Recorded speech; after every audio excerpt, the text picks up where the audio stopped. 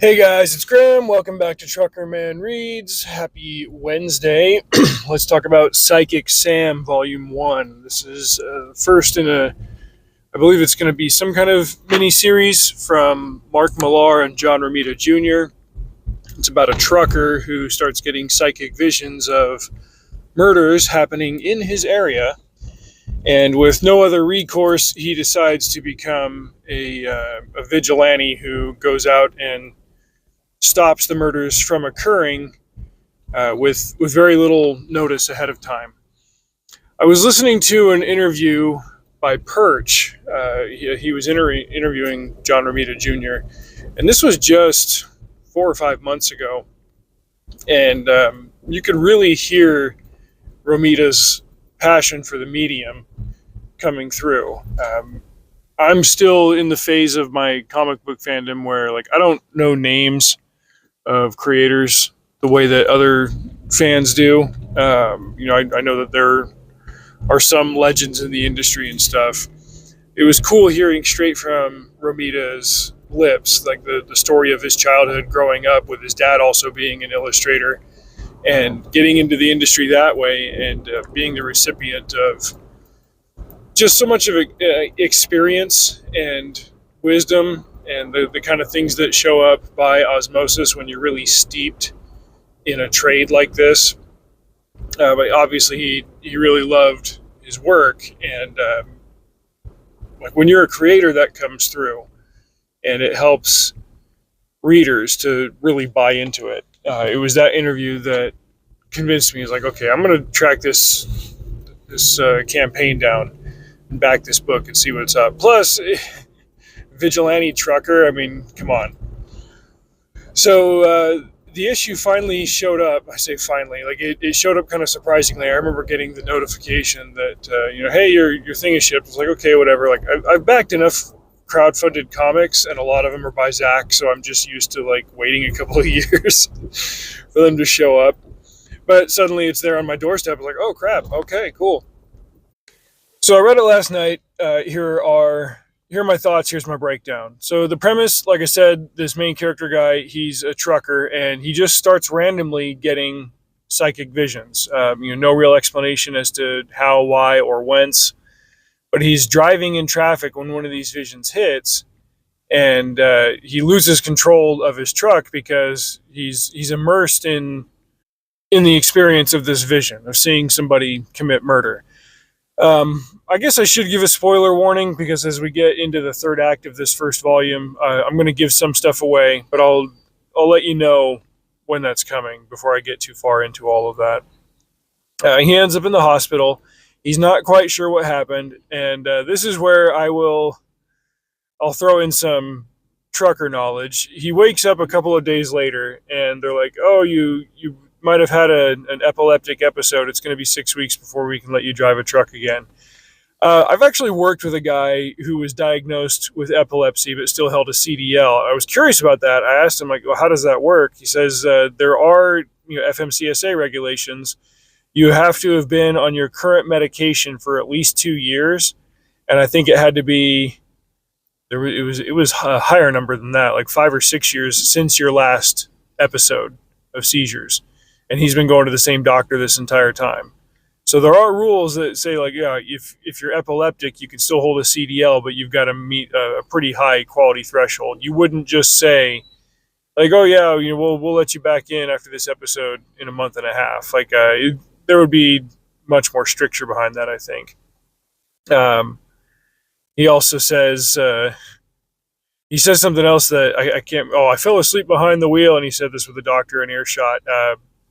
Truckers probably wouldn't say that because that would, like, very much imperil your ability to work with a CDL, especially since, like, that's not what happened. He just had this episode, but then again, it was early on in him experiencing this. He didn't quite know what it was. It was just very vivid. But as he tells his wife this image that he saw, she's like, "Oh, that just happened last night, and you've been in a coma for 2 days. You couldn't possibly have known about that." That's the impetus for him starting to realize, like, something else is going on here. As time progresses, he has one or two more of these visions, and he starts to realize that this isn't going to go away, He can't go to the police about it. The only one who can stop this stuff is him. And on top of that, this takes place in LA.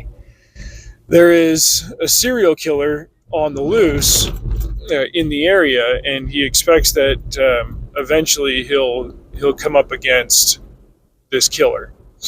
But in the meantime, he starts doing a very basic, low-tech version of vigilante Punisher style work.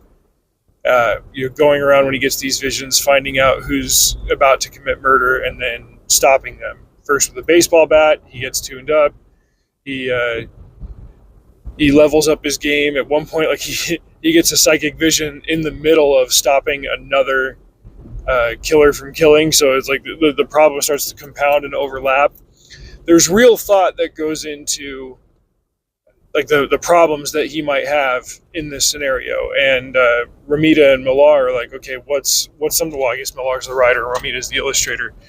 But Millar's like, okay, what's some way that we can complicate this? How can we do the proverbial send your character up a tree and then light the tree on fire and then throw rocks at him while the tree's on fire? Like, how can we make this more intense? And it all happens at speed. One of the other complications in the story, and this is where I'll start to issue a spoiler warning, not immediately, but it'll get more complex as it goes. One of the complications in the story is that Sam has a home life. He and his wife are trying to have a kid, and they're struggling with infertility. And Sam's got a best friend from childhood that he's still friends with today, but you can tell that there's some friction there just because this guy is kind of grown up to be a piece of crap. And he's especially crass when it comes to women. And there's even one part where Sam has to tell him, like, hey, don't make jokes about me and my wife, like, doing it more often so that we can have a baby. Like, you don't talk about my wife that way. It's not respectful. And I was like, okay, cool. Because, in addition to, just things that I know about trucking, if you end up in construction and blue-collar work long enough, you're going to be around guys that are 100% like that. And it is spiritually exhausting to be around that as a condition of your work. But beyond just throwing a character in who's constantly talking about really vulgar and crass things, Sam does eventually get a vision that leads him to the identity of this long-running area serial killer, and it turns out that it's his best friend. And he's got to figure out what to do from there. I really appreciated this arc of the book because up until then, like it was a book that was obviously bloody and violent and had a fair amount of profanity in it, and that's something that like I try to avoid beyond a certain degree. And I've said before, like it's hard for me to like seek out books that have stuff like that, but that I'm still going to find some kind of redeeming quality in it. Like it's hard for me to say like, oh yeah, that book had a lot of language and a lot of sex and a lot of violence, but I'm glad I read it because it had the seed of something really great or creative in there. Like I generally avoid it for that reason, because 95 times out of 100, books with content on that level aren't going to have something ultimately edifying about it. It's just not for me. And so I was wondering as I got halfway through this book, it's like, man, there's some crass content in here.